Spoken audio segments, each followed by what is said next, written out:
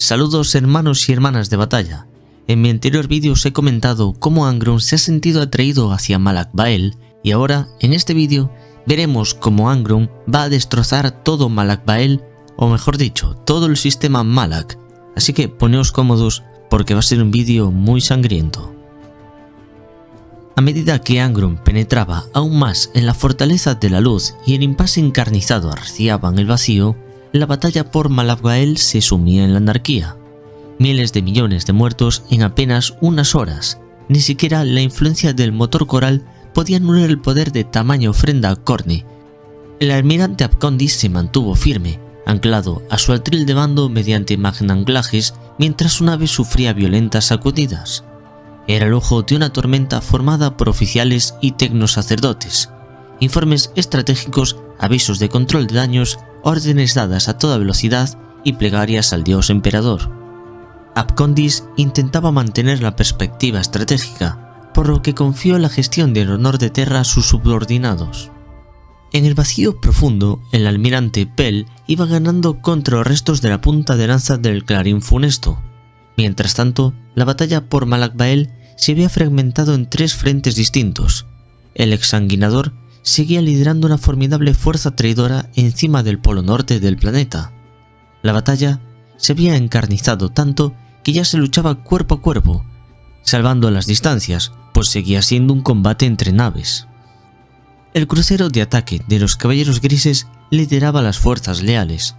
Según los informes, estaban atrapados en una tormenta letal, en un toma y daca de maniobras y ataques laterales contra el exsanguinador. El segundo conflicto se libraba cerca del ecuador del planeta, entre unas nubes que habían adoptado un perturbador tono carmesí y ya se arremolinaban como un torrente sanguíneo. El Conquistador y varios cruceros grandes herejes habían llegado a la atmósfera superior de Malak Bael, desde donde vomitaban lanzaderas y naves de artillería contra la fortaleza de la luz. El maestro del capítulo Dukal lideraba sus garras del vacío, junto con los puños imperiales y los grifos aullantes que habían sobrevivido a la retirada malograda del líder grupo Sheng para intentar detenerlos. Muchos de los marines espaciales se habían empleado en abordajes, lo que los expuso a la furia de los devoradores de mundos en su determinación por cortar el flujo de traidores hacia la superficie. Aun así, Abcondis tenía sus dudas. Los datos estratégicos indicaban que había un monstruo imparable que campaba por la fortaleza de la luz y que se había producido un incremento de energía que asomaba por la fisura que había abierto la criatura. Y lo más extraño de todo, le habían llegado imágenes de tanques y de ingenios demoníacos de los devoradores de mundos que llegaban a velocidades imposibles. Abcondis estaba convencido de que este ataque presentaba una mayor amenaza que el exsanguinador, por lo que creó una tercera zona de combate. Había ordenado que el honor de Terra acudiera, había reunido las mayores naves de ataque de las que disponía e incluso estaba abriéndose paso hacia el Conquistador y su flotilla invasora. La maniobra había llamado la atención de decenas de naves herejes menores, las cuales se lanzaron contra la formación de Abcondis en varias oleadas. Algunas naves herejes intentaban defender una zona de aterrizaje secundaria donde los transportes de titanes dejaban máquinas divinas para que atacaran los altares costeros de Malak Bael. El objetivo de las demás naves enemigas era simplemente abordar las naves imperiales. Una de las naves de este último grupo consiguió penetrar el fuego defensivo de Abcondis y sobrevivió lo suficiente como para lanzar un enjambre de cápsulas de desembarco contra el honor de Terra. El almirante era plenamente consciente del mortífero potencial de las tropas de abordaje que tenían los devoradores de mundos, pero su nave no estaba indefensa. Contaba con una enorme guarnición de soldados de la Armada Imperial, así como varios manípulos de robot castellanos y una guardia de honor de ultramarines que estaba liderada por el aguerrido teniente Escipión. El almirante Abcondis pidió actualizaciones con urgencia y recibió una respuesta de voco enlace del mismo Escipión. Esperaba que le contara que se había producido una escaramuza cruenta pero sencilla contra 2 o 3 enjambres de devoradores. Sin embargo, Abcondis escuchó con horror el lóbrego informe del teniente. El abordaje estaba liderado por un monstruo que Escipión llamaba Karn el Traidor. La preocupación en la voz del teniente le dijo a Abcondis todo lo que necesitaba saber.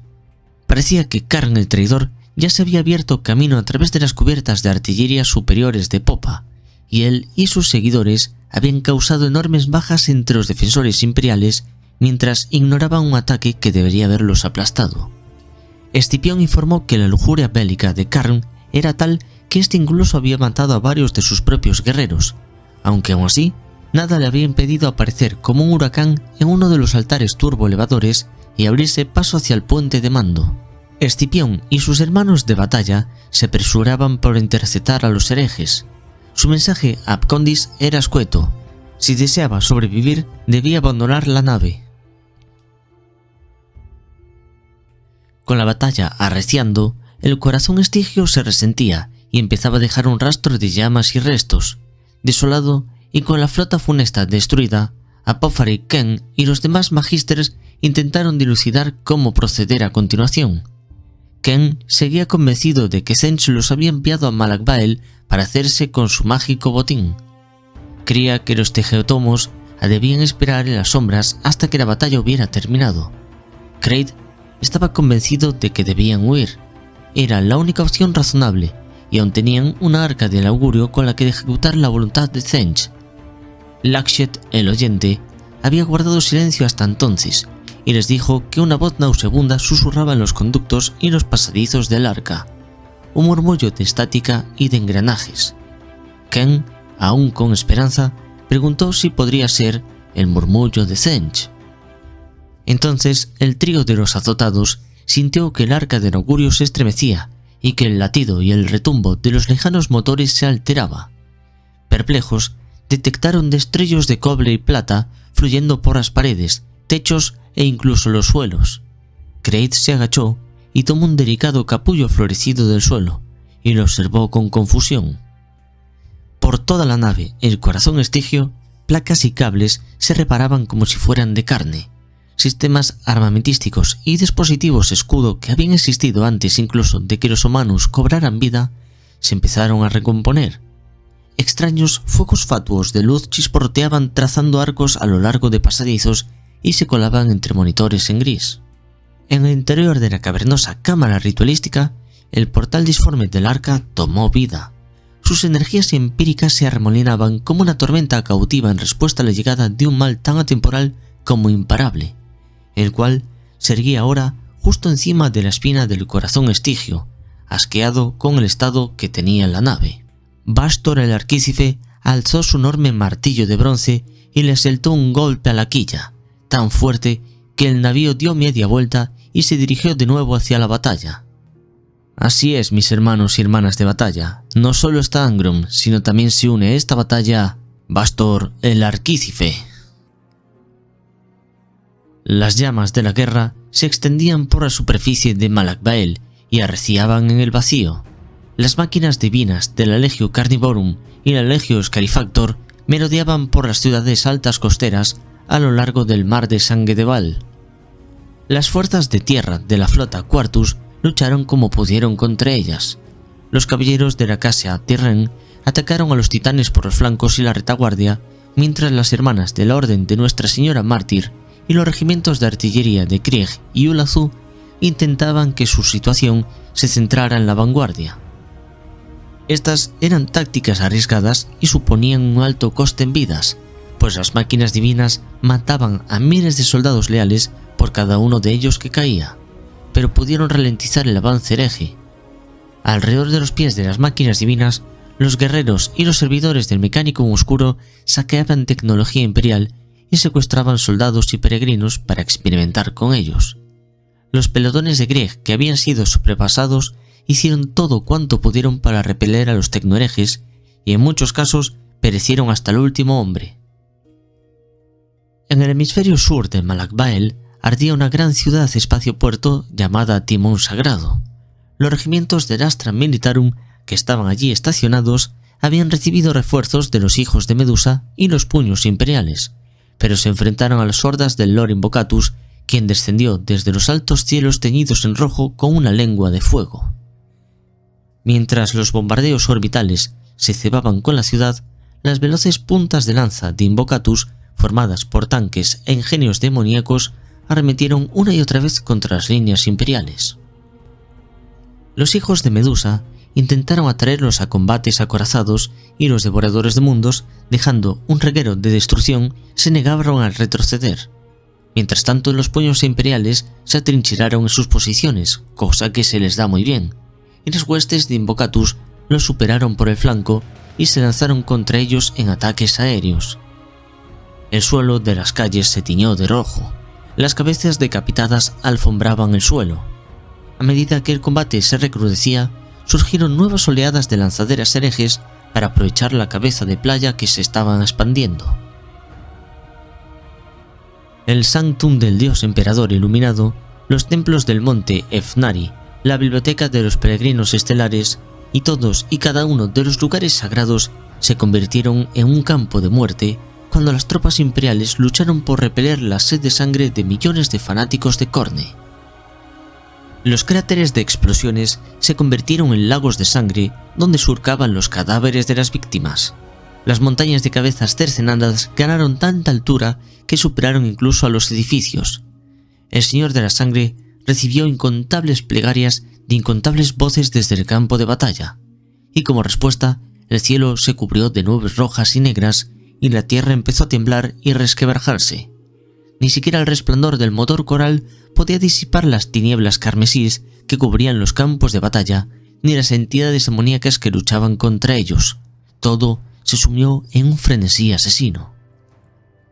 Los demonios de Khorne titiraban como velas, sus gritos de guerra y cornetas se oían a enormes distancias. El miedo se cebó con los soldados imperiales, obligados a enfrentarse a abominaciones salidas de los libros sagrados, bajo cuyas pezuñas la tierra se convertía en bronce fundido y mares de cráneos. No lo soportaron ni siquiera los aguerridos Astra Militarum. Sus regimientos cayeron uno tras otro ante los demonios. No importó que los entes ardieran entre llamas y cayeran víctimas del motor coral que los enviaba de vuelta a la disformidad. Para cuando se desvanecían, los demonios habían abierto profundas heridas en las líneas imperiales y habían sembrado el pánico entre los soldados. Entre todo el caos y la anarquía, los asesinos de los devoradores de mundos y sus aliados campaban a sus anchas, devorando a todas las vidas que podían. En ningún lugar se produjo tal derramamiento de sangre como en la Fortaleza de la Luz. La furia sobrenatural de Angron alcanzó cotas inusitadas cuando debió repeler oleada tras oleada de defensores. Cuanto más crecía su rabia, más se henchía su oscura masa espiritual en la disformidad, hasta proyectar una sombra sobre incluso el motor coral. Gracias a este eclipse sobrenatural de Angron, los demonios de Khorne pudieron manifestarse con enorme fuerza. Al menos 8 devoradores de almas traspasaron el velo de la realidad para luchar junto a Angron. Las demoníacas baterías de cañones de cráneos atacaron los bastiones interiores de la fortaleza y destruyeron almenas y puentes.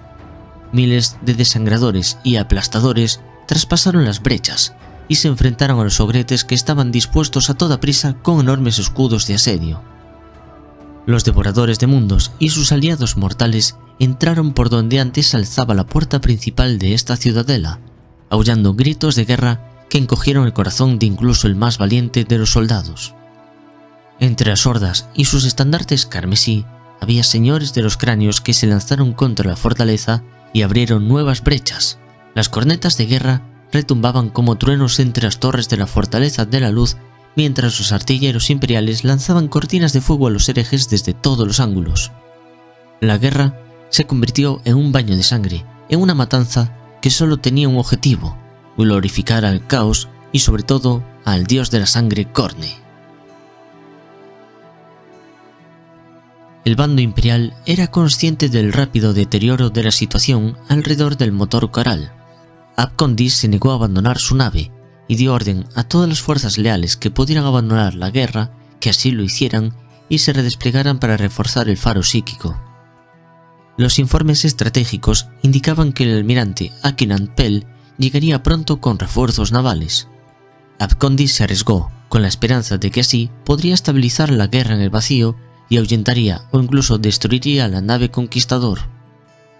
La fuerza de Navis Imperialis había sufrido grandes daños, pero aún contaba con muchos efectivos, y además había muchas unidades de camino. Si podían poner orden a toda esta locura, Abcondis estaba seguro de que aún podrían derrotar a sus enemigos. Su fuerza representaba una enorme parte de la flota Quartus. Una derrota era casi imposible, fuera cual fuera la potencia de sus enemigos. Y así, una nueva oleada de lanzaderas surcó los cielos sobre la Fortaleza de la Luz, pero esta vez eran naves imperiales. Atronaban con himnos hacia el emperador y venían acompañadas de falanges de naves de ataque de la Navis Imperialis. Los cazas relámpago penetraron la borrasca Vermellón y se enfrentaron directamente contra las bandadas de dragones infernales y contra demonios de carne con alas de murciélago que plagaban la luz de los cielos. Las cañoneras e interceptores de los marines espaciales zigzagueaban entre las torres para transportar fuerzas de Adetus Astartes hacia el campo de batalla y luego darles cobertura aérea. Los aguerridos oficiales navales en la órbita baja obedecieron sus órdenes y desataron oleadas de bombas y explosiones dirigidas directamente contra los barrios de estas ciudades. Algunos rezaron por las almas de los soldados imperiales que habían sido atrapados en las detonaciones, cuando los cogitadores confirmaron daños generalizados y catastróficos. Pero no había nada que pudiera parar a Angron. El primarca demoníaco de los devoradores de mundos se estrenaba, aplastaba y machacaba una línea de defensa tras otra, dejando tras de sí tan solo un rastro de sangre. La Puerta de los Santos, diseñada para aguantar armas de asedio superpesadas y ataques con fuego de fusión continuados, cayó tras un solo golpe del aplastivértebras. Los laberínticos suburbios barricados, los cortafuegos y las zonas de aniquilación de la llamada Fortaleza de los Guardianes no intimidaron ni a Angron ni a los devoradores de almas de su guardia de honor. A los pocos leales que consiguieron plantar cara y disparar, tan solo les quedó gritar de desesperación cuando los invasores se abrieron paso a través del ferrocemento y la adamantina. Angron lideró una oleada de demonios y herejes en su ascenso por la escalera galante, y tras una feroz batalla superó a los puños imperiales que se interponían en su camino. El último trecho hacia el motor coral se abría ante él. Más allá de los puentes de Rosonatum, la cúpula dorada del Sanctum se erguía majestuosa ante la horda de Angron. Entonces sonó la tronadora voz de la inquisidora Gloria y Magna, a través de cada megáfono de alabanzas y vocotransmisores de la ciudadela. Expresaba plegarias hacia el emperador y un ferviente odio contra las huestes invasoras, mientras las retaba a que lucharan contra la fe del emperador, ya que su juicio se aproximaba. Mientras pronunciaba su sermón desde un boco altar bajo la veleta de precisión del motor, los seguidores de Magna se apresuraban de una consola de salvaguarda a otra para desactivar los confusos protocolos limitadores que moderaban la salida del motor coral. El resto del pequeño ejército personal de Gloria y Magna tenía encañonados a los propios tecnomagos para que no interfirieran en tamaño acto de tecnoherejía. Los sacerdotes del culto marciano suplicaron a la inquisidora que se detuviera, pero ésta hizo oídos sordos. Magna estaba convencida de que la luz del dios emperador era la última y más poderosa arma de su arsenal.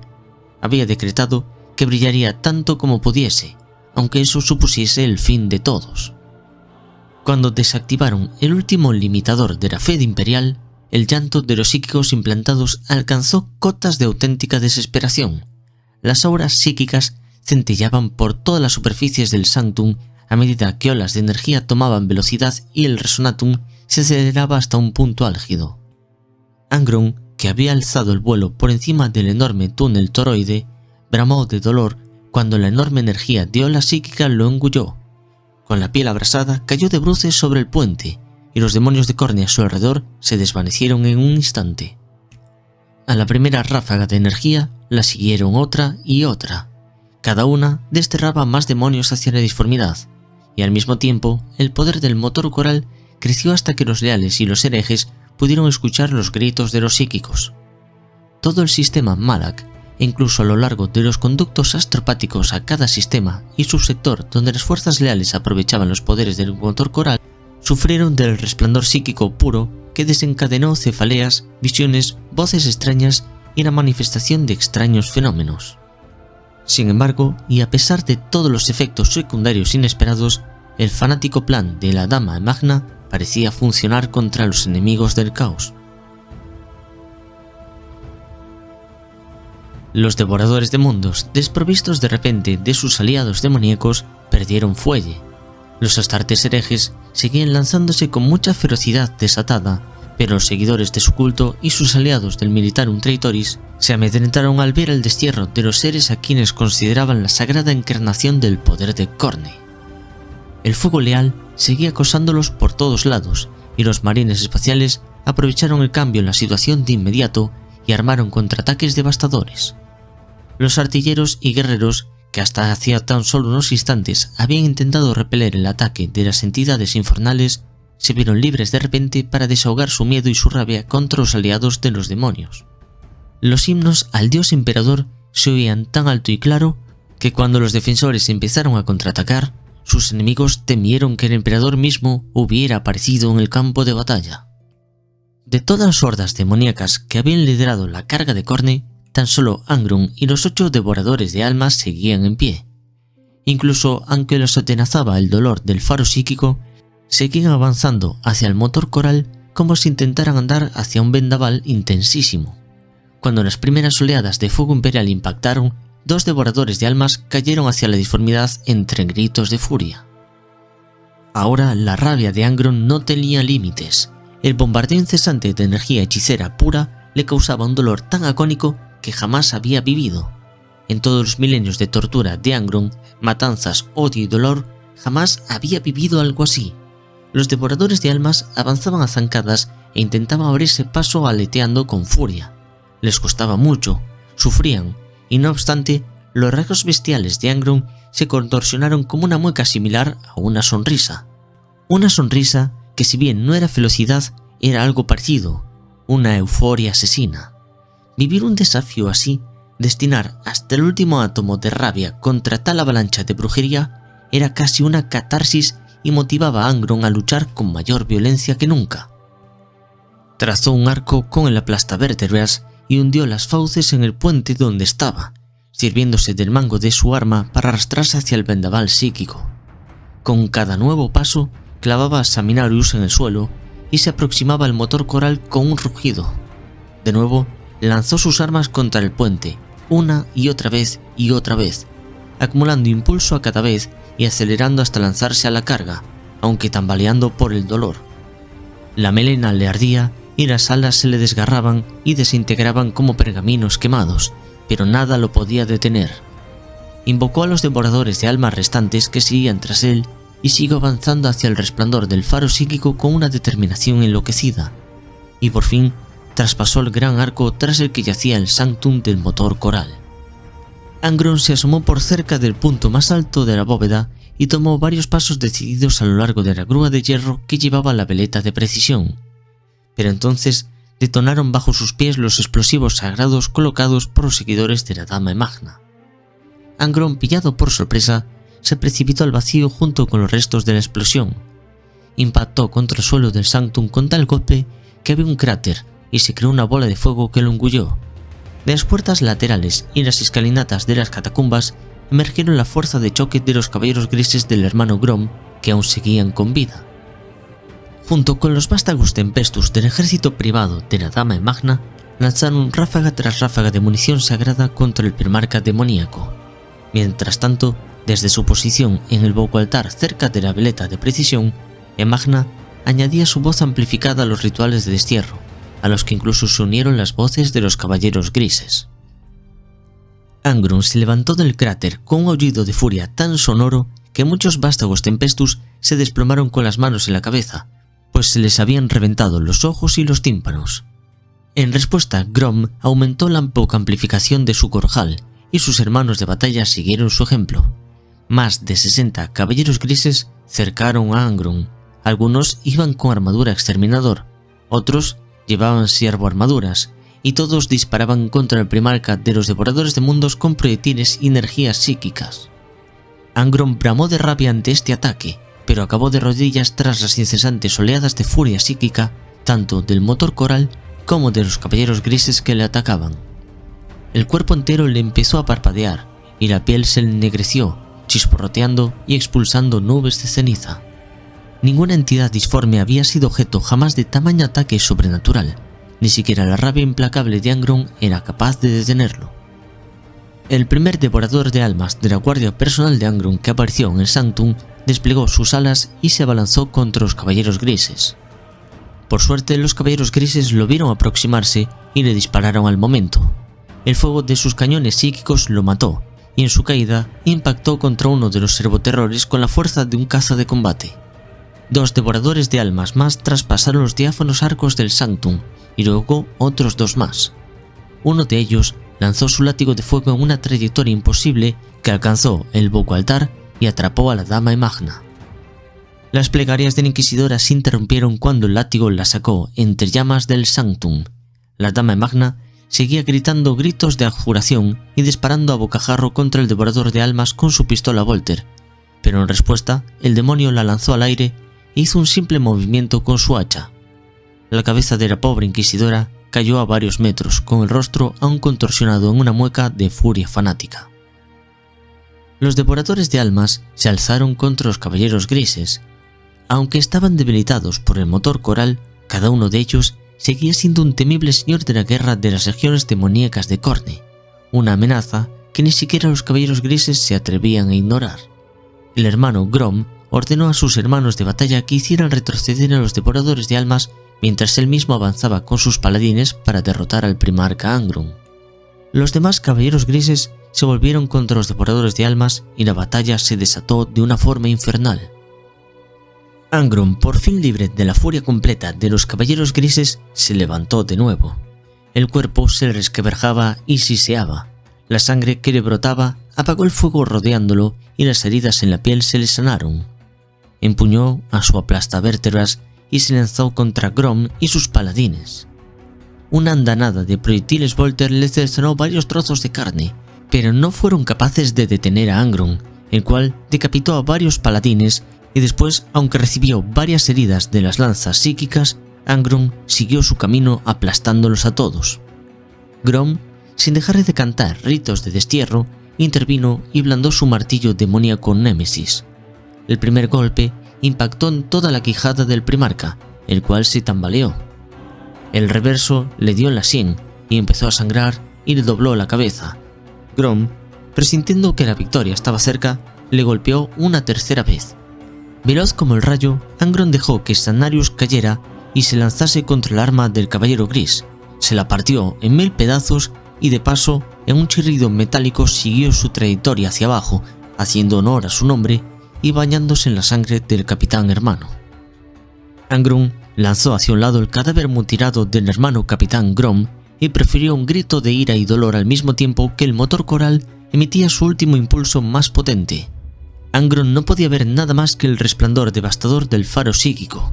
Sus fuegos lo rodeaban como un viento solar que abrasaba su misma esencia. Debilitado y arrinconado, alimentado tan solo por una rabia tan pura que es trascendental, Angron desplegó las alas y alzó el vuelo. Cruzó el Sanctum, que resonaba con poder psíquico desaforado, hacha y espada en mano, y aplastó el motor coral. En ese momento la furia cristalina de Angron lo transformó en un conducto sobrenatural, una singularidad que por un microsegundo conectó el espacio real y la disformidad. Cuando golpeó el motor coral, canalizó no solo su furia, sino la del dios de la sangre y todos sus devotos. La destrucción del motor coral causó una detonación tan poderosa que partió Malak Bael en dos y que tuvo un reflejo en la disformidad, donde se produjo una erupción de energías empíricas que se transformaron rápidamente en una tormenta disforme.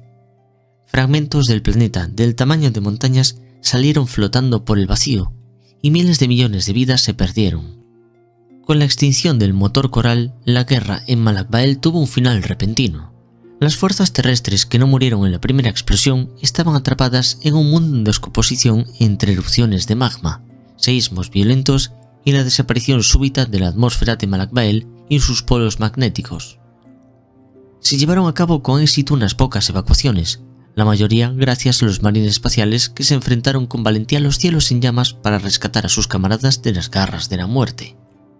Muchos pilotos más murieron en sus lanzaderas cuando éstas no pudieron sortear las rocas candentes que salían disparadas desde la Tierra, y otros muchos ejércitos fueron engullidos por los océanos de lava. Al mismo tiempo, una onda de choque empírico nació del motor coral y se expandió por todo el sistema, desgarrando el tejido de la realidad misma. naves de todas las facciones acabaron en la disformidad. Algunas emergieron en lugares totalmente distintas y otras jamás regresaron. Las naves que no desaparecieron en la disformidad sufrieron lo peor de la caída de Malak Bael, hostigadas como fueron por una nube de escombros que infligieron grandes daños. Malacra, que ya estaba en llamas, recibió el impacto de un fragmento de Malak Bael del tamaño de un continente. Toda la vida del planeta murió en cuestión de minutos. Malakbar e incluso el lejano planeta Malakshet sufrieron violentas tempestades de escombros que destrozaron sus tierras e intoxicaron su atmósfera.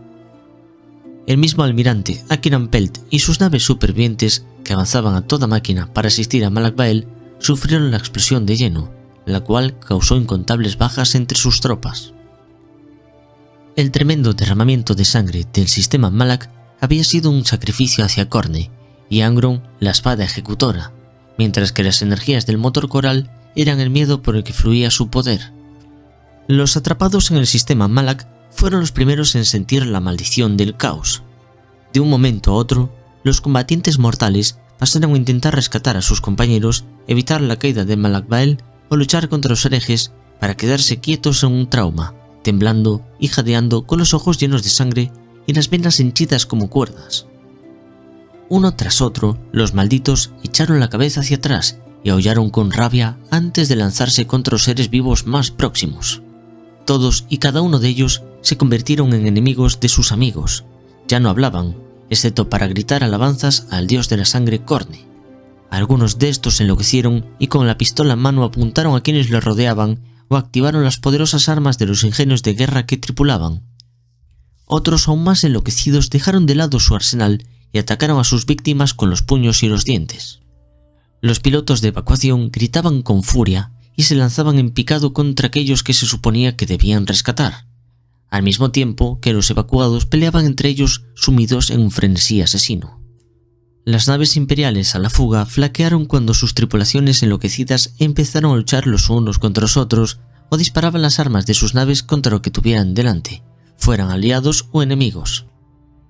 Por suerte, no todos cayeron víctimas de esta maldición. Ciertos individuos, completamente al azar, se salvaron de su mácula solo para caer víctima de sus aliados que sí estaban infectados. En el puente de su nave, el almirante Akiran Pell puso final a su brillante trayectoria convertida en pasto de su propia tripulación. La matanza era pesadillesca e implacable. A través de toda la locura y la destrucción navegaba Bastor el Arquífice, a bordo del corazón Estigio y a salvo de la carnicería que se hallaba a su alrededor. Bastor, que controlaba el corazón Estigio y sus sistemas con puño de hierro, surcaba el océano de devastación como un marinero infernal. Puso rumbo hacia el cadáver de Malak Bael y se abrió paso a través de la devastación usando las muchas baterías de artillería de su arca del augurio con una velocidad imparable. La maldición asesina no afectaba al arquífice, pues no era mortal, y por tanto no sufría de sus debilidades. Además, aquellos a bordo del corazón Estigio estaban protegidos, pues el poder de Bastor alcanzaba toda la nave. Cuando los escombros y los restos se apartaron, Bastor vio ante sí el cadáver de Malak Bael. El mundo se había partido en dos a lo largo de las profundas fisuras excavadas por el muelle sifón del motor coral. El núcleo fundido de Malak Bael se había derramado y el frío del vacío lo había solidificado. Bastor profirió un gruñido de desdén cuando vio que la materia vertida llevaba la runa titánica de Khorne. Para el arquífice, tales actos de fanfarronería divina eran una vulgaridad. Volvió a centrarse en su cometido y detectó el canto psíquico que había venido a encontrar y que irradiaba del corazón muerto del planeta. Cuanto más se acercaba Bastor a los despojos de Malak Bael, más difícil le resultaba proteger su nave. Las enormes rocas de erupción chocaban contra la nave por todos lados. El arquífice construyó un escudo denso de metal fundido alrededor del portal disforme y arrancó varias secciones del pecio para formar una escalera por la que subió. Mientras avanzaba con el portal disforme a remolque, la escalera de metal viviente de Bastor se iba desintegrando tras él y se ensamblaba ante él. Llegaba hasta el cadáver destrozado de Malak Bael, de donde provenía el cántico disforme que seducía tanto a Bastor. Por fin, en las profundidades de la sombra proyectada por el núcleo del mundo, se encontró una fría roca ígnea de la que sobresalía un fragmento de otro tipo de piedra, más oscura y del tamaño de un tanque. Ningún científico mortal habría podido explicar cómo había sobrevivido ese extraño cuerpo durante milenios sometido a las temperaturas y presiones inimaginables del núcleo de un planeta, pero Bastor sí lo sabía. De hecho, el proceso le había parecido intelectualmente fascinante. No obstante, eso no importaba para su objetivo, y por tanto, en vez de plantearse la historia de la roca, el arquícife alzó el martillo y la golpeó con toda su fuerza.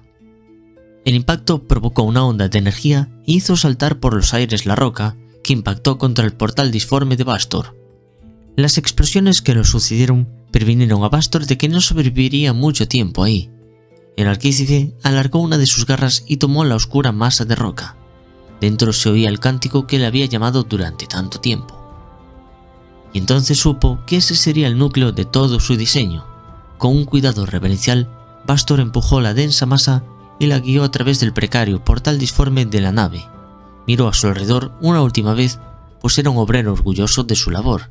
Y entonces el arquícife puso un pie en el portal disforme y desapareció. Cuando la colosal flota invasora de Angron apareció en el sistema Malak, engulló a casi cada planeta, nave de guerra, plataforma orbital y ciudad. Enormes ejércitos y bandas de élite se batieron por el control de los campos de batalla y los objetivos vitales.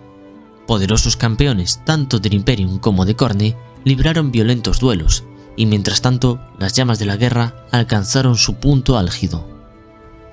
Aunque la guerra por el motor coral tuvo lugar en un solo sistema planetario, los ejércitos involucrados eran de tal tamaño que para poder desatar todo su poder los unos contra los otros, se vieron forzados a luchar allí donde pudieron. La historia del Imperium, a pesar de lo dilatada y sangrienta que es, casi nunca ha visto dos fuerzas de semejante poder enfrentarse con tanta intensidad en un campo de batalla como lo fue Malak. Los resultados fueron apocalípticos. Tanto en el vacío como en el cinturón de asteroides de Malacandrias había naves de kilómetros de longitud cuyo interior resonaba con el fragor de la batalla de proa a popa, librada en cada pasillo y en cada cubierta una gran matanza. En las abrasadoras junglas de Malacra arreciaban batallas desesperadas igual que arreciaban las llamas que consumían las selvas, mientras naves de guerra y lanzaderas descendían desde los cielos como heraldos del apocalipsis. Pero el combate más feroz de todos fue el acontecido en Malak Bael. Sus calles y plazas se llenaron de cadáveres y sangre hasta llegarle a las rodillas a los combatientes. Manadas de demonios se enfrentaban a la élite de la máquina de guerra imperial en encuentros demasiado veloces y letales como para ser percibidos a simple vista. Al mismo tiempo, no dejaba de oírse las exhortaciones al dios de la sangre y al emperador de la humanidad, pues los guerreros se encomendaban a sus dioses para que los ayudaran. Hasta aquí la nueva historia del trasfondo más actual. Si has llegado hasta aquí, escribe en un comentario "Angron es el ángel rojo" y te ganarás un sello de pureza. Un saludo para mis mecenas, quienes hacen posibles estos vídeos. Si no habéis visto mis otros vídeos sobre las arcas del augurio, os dejo una lista de reproducción como siempre aquí al final. Nos vemos en un nuevo vídeo próximamente, un vídeo que seguramente os gustará también mucho.